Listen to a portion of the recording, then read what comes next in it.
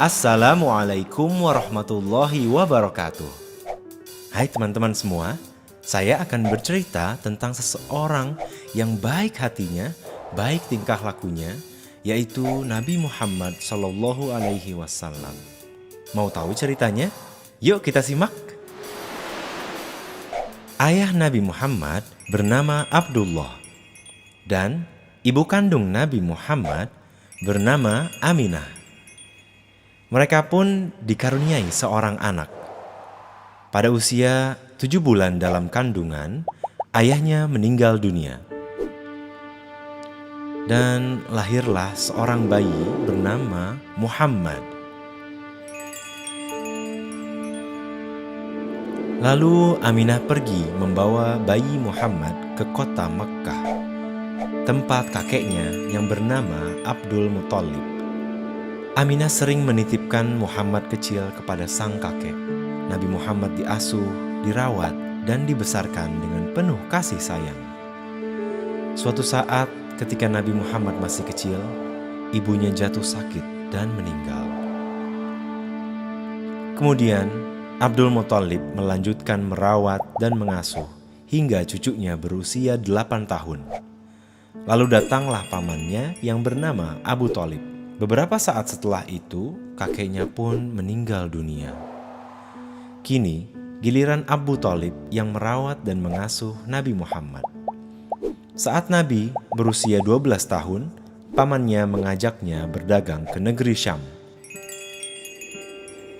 Di tengah perjalanan, mereka bertemu dengan seorang pendeta Nasrani bernama Buhairah. Pendeta itu melihat tanda-tanda kenabian pada diri Muhammad. Buhairah teringat akan ramalan tentang akan datangnya seorang nabi terakhir bernama Ahmad. Lalu Buhairah bertanya, "Siapa namanya?" Abu Thalib menjawab, "Muhammad." Kemudian Buhairah berpesan kepada Abu Thalib agar ia berhati-hati terhadap rencana jahat orang Yahudi. Abu Thalib dinasihati oleh pendeta itu agar segera menyelesaikan dagangannya dan segera membawa Nabi Muhammad kembali ke kota Mekkah. Nabi Muhammad pun beranjak dewasa dan hidup mandiri. Beliau bekerja pada seorang janda bernama Khadijah dan membantu perdagangannya. Dagangan Khadijah semakin berkembang dan sangat laku.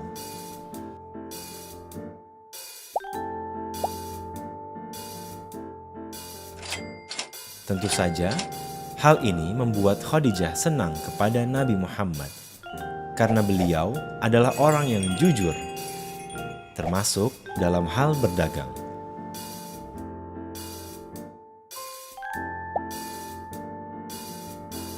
Suatu hari, melalui salah satu pembantunya, Khadijah menyatakan keinginannya untuk menikah dengan Nabi Muhammad.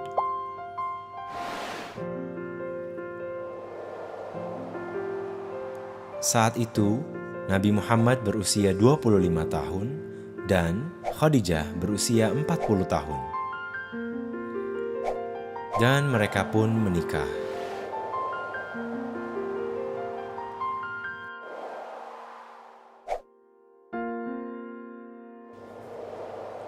Nabi Muhammad merupakan orang yang cerdas, halus perasaannya, dan kuat ingatannya. Beliau sering merenungkan segala kejadian atas dirinya, masyarakatnya, dan negerinya. Untuk itu, beliau memilih tempat menyendiri di sebuah gua kecil bernama Gua Hiro. Di sana, Nabi Muhammad bertujuan mendekatkan diri kepada Allah. Tepat pada malam 17 Ramadan, Nabi Muhammad didatangi oleh malaikat Jibril yang menyampaikan wahyu dari Allah.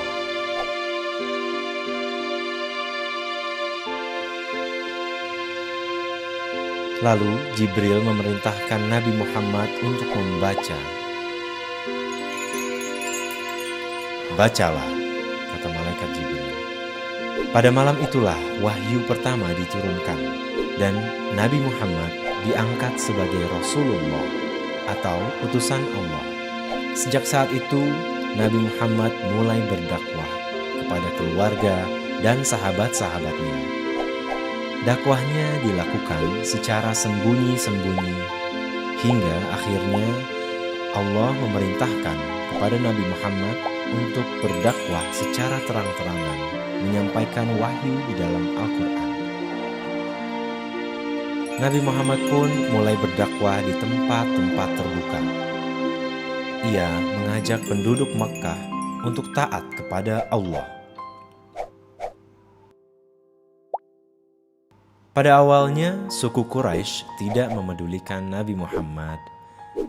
Namun lambat laun, saat pengikutnya sudah semakin banyak, mereka mulai marah, lalu berusaha menghalang-halangi dakwah beliau, mencemoohnya, dan bahkan melempari Nabi Muhammad dengan batu.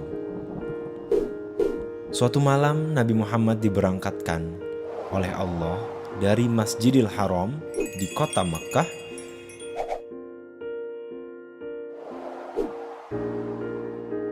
menuju Masjidil Aqsa di Palestina. Setelah itu, Nabi Muhammad naik ke langit ketujuh, Sidratul Muntaha.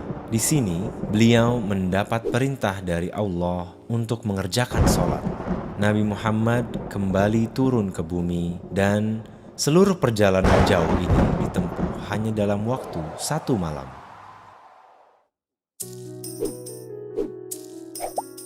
Kejadian Isra dan Mi'raj membuat suku Quraisy semakin tidak percaya. Nabi Muhammad pun terus melakukan dakwah sehingga semakin hari semakin banyak pengikutnya. Melihat hal itu, suku Quraisy merasa khawatir ajaran Islam akan menghapus kebiasaan dan tradisi nenek moyang mereka yang sudah turun-temurun, sehingga mereka berencana untuk membunuh Nabi Muhammad. Lalu Nabi Muhammad mendapat bisikan perintah kepada umat muslim agar berpindah tempat ke tempat yang lebih baik. Berhijrah ke kota Madinah. Lalu Allah memerintahkan agar Nabi Muhammad berhijrah pada malam hari dan bersembunyi di Gua Thur. Didampingi sahabatnya Abu Bakar, mereka pun pergi. Sementara itu, Ali bin Abi Thalib diperintahkan untuk tidur di kamar Nabi Muhammad. Pagi harinya, saat kaum Quraisy datang ke rumah Nabi Muhammad dan hendak membunuhnya, ternyata mereka mendapati Ali bin Abi Thalib yang ada di sana. Lalu mereka mencarinya, tapi atas perlindungan Allah, kaum Quraisy tidak menemukan Nabi Muhammad. Di Gua Thur, setelah suasana cukup aman, Nabi Muhammad dan Abu Bakar keluar dari persembunyiannya. Mereka berdua berangkat ke Madinah. Kemudian Ali bin Abi Thalib menyusul mereka. Saat sampai di kota Madinah, mereka bertiga disambut penduduk Madinah dengan sukacita. Namun, masih ada pula orang-orang Yahudi yang menginginkan Islam hancur, karena mereka menginginkan agar status kenabian itu selamanya milik Bani Israel. Dari kota Madinah, dakwah Islam mengalami kemajuan peradaban yang pesat. Bagaimana caranya? Nabi Muhammad mendakwahkan Islam melalui contoh akhlak beliau yang sangat terpuji. Sesuai dengan nama Muhammad. Keseharian Nabi Muhammad adalah panduan dan contoh tentang bagaimana menjalani kehidupan yang baik.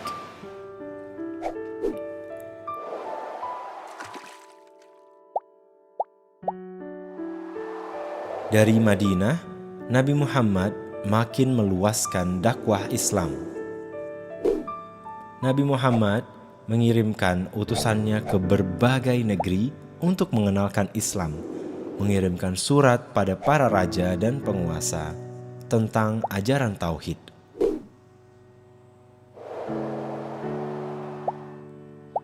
Tapi ternyata banyak yang menentang dan malah memerangi Nabi Muhammad. Maka Nabi Muhammad dan umat muslim juga mesti berperang melawan mereka. Begitu banyak perang yang dijalani umat muslim saat itu untuk melawan orang-orang yang menentang tauhid dan memusuhi umat Islam.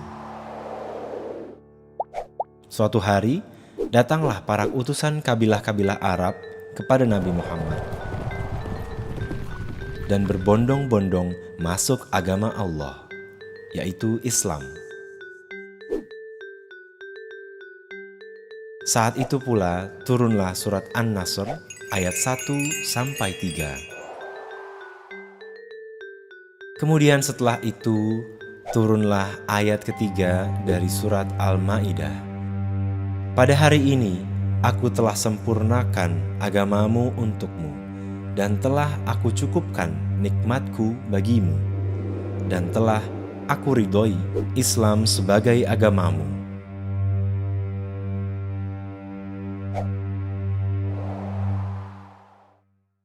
Dengan turunnya ayat itu, setelah Rasulullah mengerjakan haji wada, maka selesai sudah tugas beliau untuk umatnya.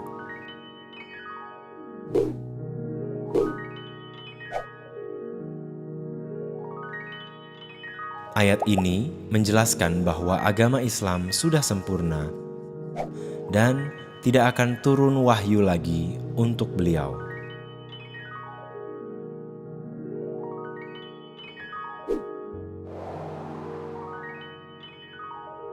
Pada usia 63 tahun, Nabi Muhammad wafat meninggalkan para pengikutnya dengan duka cita yang sangat amat mendalam.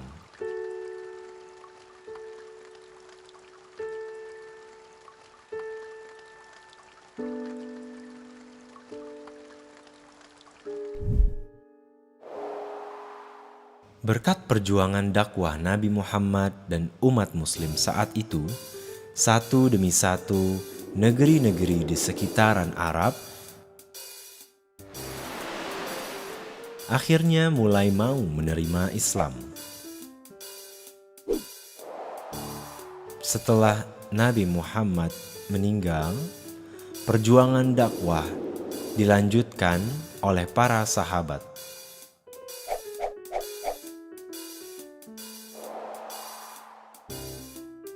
Dari kota kecil Madinah, mereka terus menyebarkan Islam ke banyak negeri. Para raja dan penguasa zalim yang menentang tauhid satu demi satu akhirnya takluk, termasuk dua kerajaan yang paling besar dan paling berkuasa saat itu, yaitu kerajaan Persia dan Romawi.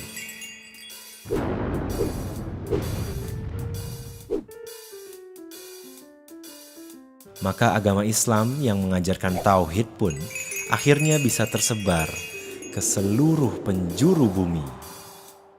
Begitulah kisah dalam isyarat tentang Nabi Muhammad SAW. Semoga kita semua senantiasa berbuat baik dan menjalankan hidup dengan segala ketentuan yang diperintahkan Allah dan menjauhi larangannya. Semoga suatu saat nanti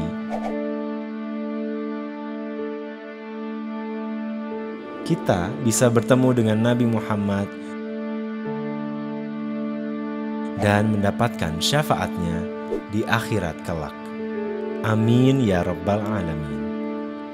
Wassalamualaikum warahmatullahi wabarakatuh. Sampai jumpa.